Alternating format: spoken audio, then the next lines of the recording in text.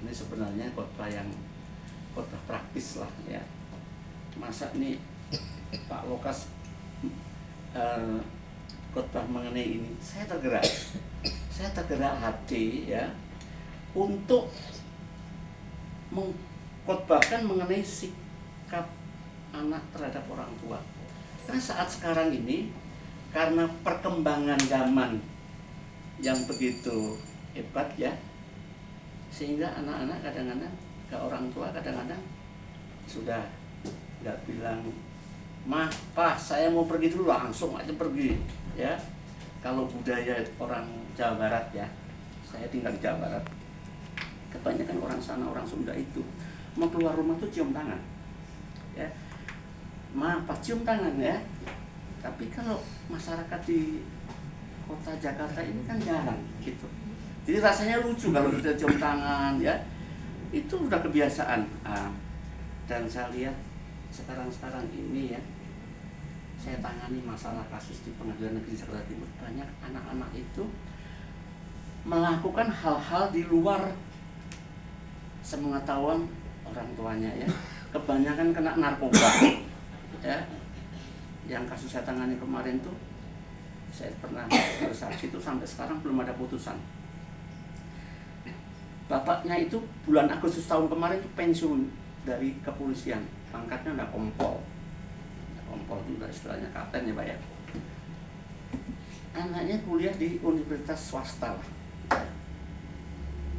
kontrak di Ciracas. Bapaknya ngomong, "Anak saya tuh nggak pernah ngerokok." Tapi setelah ketangkep polisi BNN ya, Badan Narkotika Nasional itu, ternyata anaknya mengkonsumsi ganja dan tembakau sintesis ya. Nah, itu ini akibat apa? Orang tua kurang mengajar anaknya, kurang mengawasi anaknya ya. Kita akan membahas mengenai 10 hukum Tuhan yang menunjukkan bahwa kita ini adalah orang berdosa yang melanggar hukum Tuhan. Jadi kalau ada hukum pasti ada pelanggaran ya. Makanya kalau nggak ada hukum ya nggak ada pelanggaran. Seperti orang-orang yang hidup di, ya maaflah, di hutan ya, nggak ada aturan dia ya itu. Jadi kalau kita ingat, yang pertama apa? Jangan ada padamu Allah lain di hadapanku. Yang kedua, jangan membuat bagimu patung menyerupai apapun dan jangan menyembah. ya, yang tiga, jangan mengucapkan nama Tuhan sembarangan. Yang keempat, putuskan hari Sabat. Yang kelima, hormatilah ayah dan ibumu ya. Yang enam, jangan membunuh, jangan berzina, jangan mencuri, jangan mengucapkan saksi dusta, jangan mengini milik orang lain ya. Jadi kalau kita lihat saksi dusta ya, saya kembali ke pengadilan ya. Orang kalau jadi saksi di pengadilan, kalau orang Kristen ditanyakan agamanya apa saudara? Katolik, saudara? Protestan. Sumpah Bapak mau? Oke. Jadi Alkitabnya tangan kiri pegang Alkitab.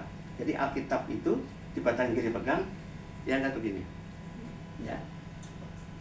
Tapi kalau agama Muslim, agama Islam, Al-Quran taruh di atas kepala. Itu biasanya ya. Jadi saksi ini berarti sudah hubungannya dengan Tuhan ya. Saya cantik gini, ada kasus di Kerawang waktu itu. Jadi kasusnya di Kerawang itu begini, ada seorang anak ya, itu dipukul pantatnya oleh seorang bapak ya. Seorang bapak, akhirnya itu maksudnya pelecehan seksual ya. Anaknya masih umur SMP, perempuan, dipukul sama bapak itu punya warung. Jadi si perempuan itu, anak SMP itu suka ke warungnya, lalu karena saking sayang dipukul pantatnya. Lalu dipukul pantatnya, bilang ibunya, "Mas, saya tadi dipukul sama si om tadi." Cerita sampai menyebar. Akhirnya si bapak ditangkap polisi, pelecehan seksual ya. Makanya kalau kita naik kereta ya hati-hati tuh ya. Jangan sampai kita dorong-dorong orang ya, pegang-pegang perempuan ya, tangan kita yang laki-laki nih itu kena pelecehan seksual, hukumannya tinggi. Ada seorang tetangga-tangganya semua bersaksi, ya, bersaksi. Waktu kasus terjadi itu ada 2 orang bersaksi bohong, ya. Sidangnya cukup lama, hampir 6 bulan. Yang saksi 2 tadi yang berbohong tadi, sudah tahu nggak? Mati, meninggal. Yang ngomong keluarganya si terdakwa nih, Pak pengacara, tetangga saya meninggal. Loh, nah, yang bersaksi kemarin berarti dia bohong, ya. Terus yang berikutnya, jalan ketiga, Pak, si B juga meninggal, ya. Kenapa? Ya itu karena dia udah janji sama Tuhan, ya. Makanya Tuhan katakan di dalam hukum 10 Tuhan itu bersaksi apa? Jangan bersaksi dusta. Jadi kalau saudara, mudah-mudahan janganlah. Kalau di pengadilan saudara bersaksi, itu yang benar. Karena hakimnya selalu ngomong, sudah sumpah ya, udah janji loh, bukan sama saya, sama Tuhan loh. Nah ini.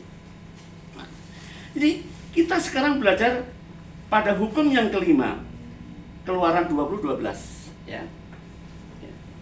Saya udah senang dengan Arab nih. Langsung ya. Hormatilah ayahmu dan apa?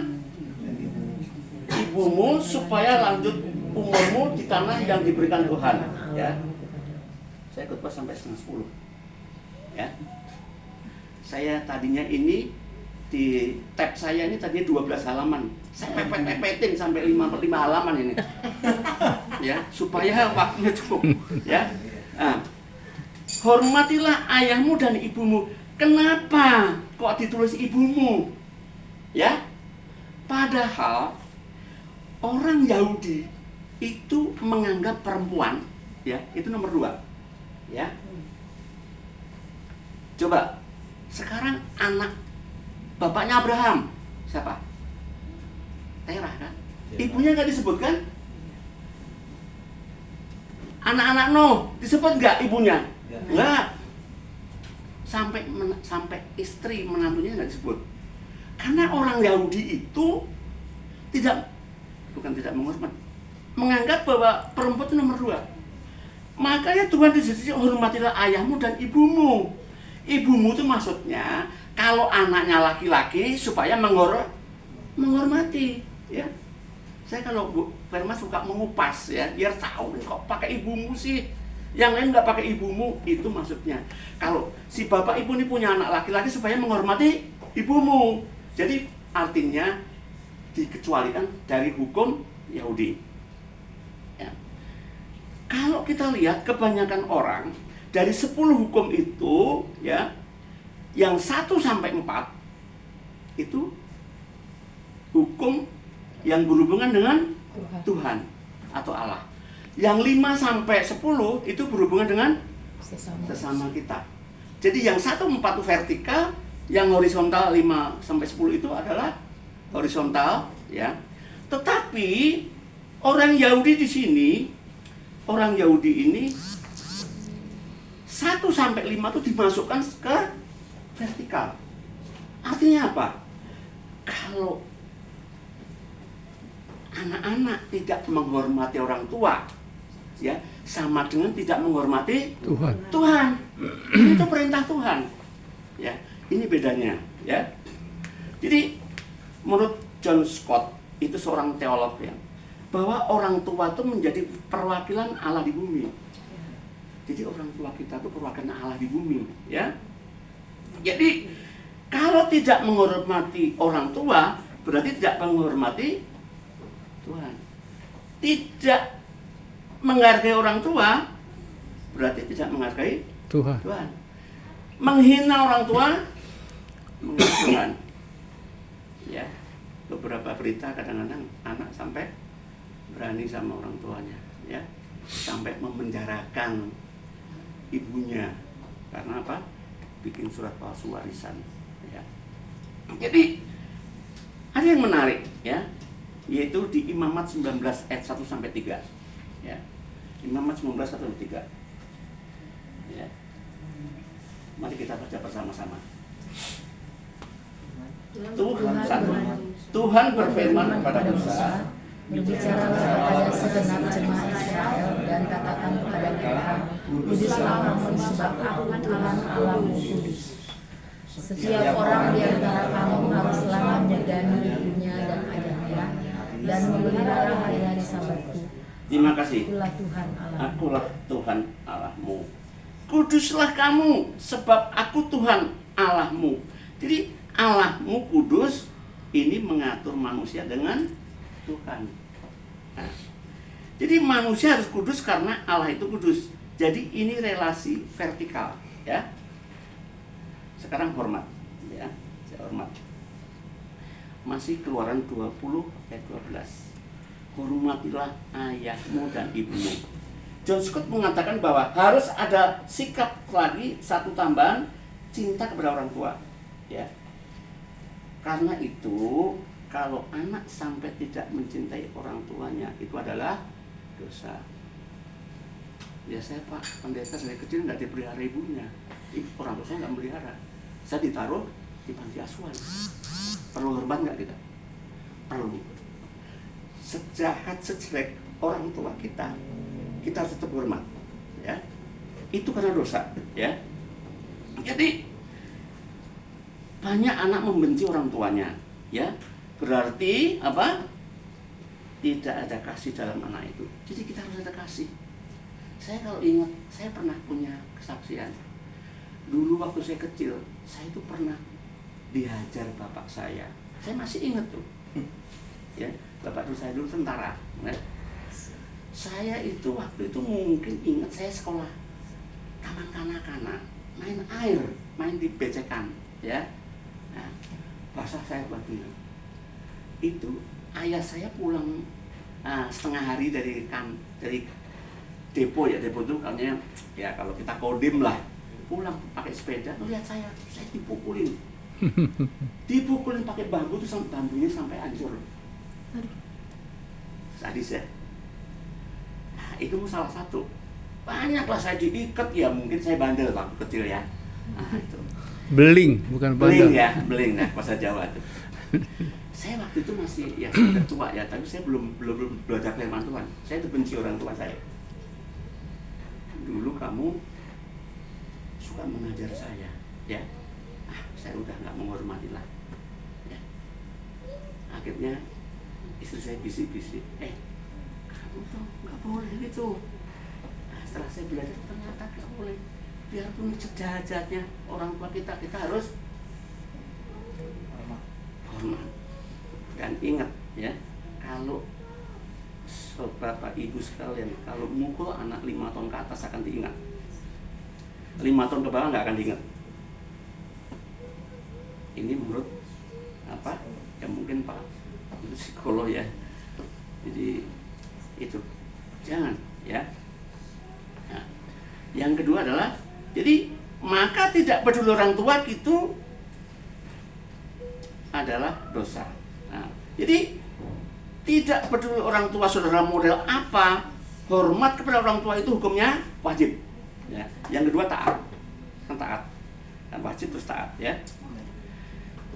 Ketaatan seorang anak kepada orang tuanya itu bukan ketaatan yang mutlak. Kalau taat nggak mutlak. Ya. Kenapa? Karena anak-anak hormat pada orang tua itu mencakup ketaatan.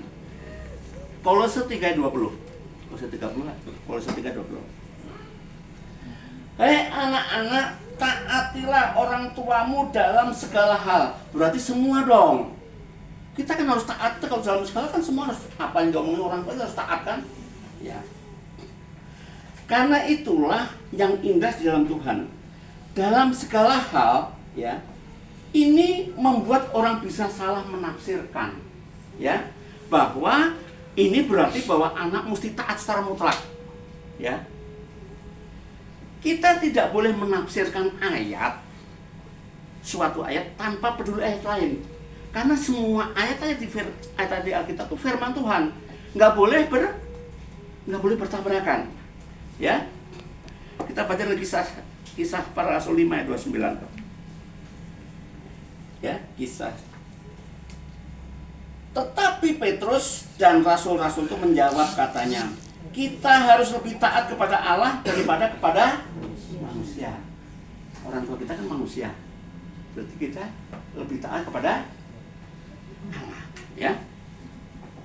Jadi kita memang harus taat kepada orang tua, tapi ketaatan kita harus lebih kepada Allah.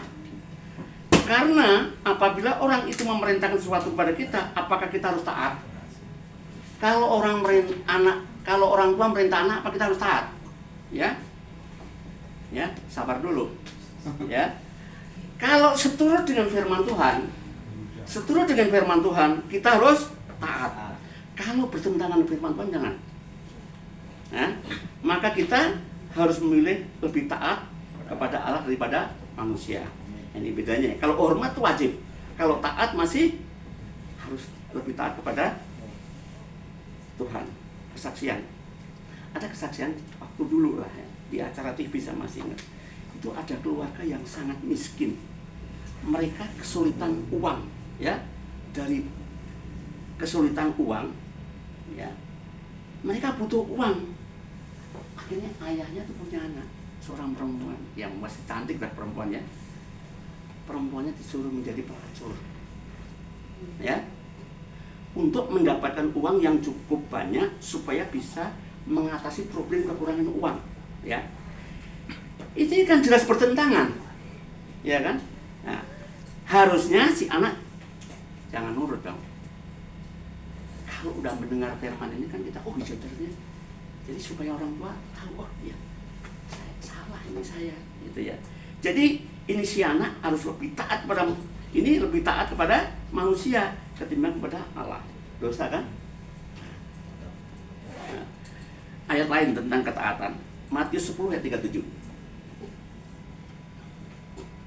Barang siapa mengasihi bapa dan ibunya lebih daripadaku, ia tidak layak bagiku.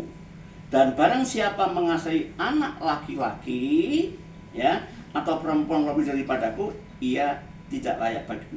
Jadi kita harus lebih taat pada Tuhan, pada Allah, ya. Makanya ketaatan anak terhadap orang tua tidak boleh bersifat mutlak.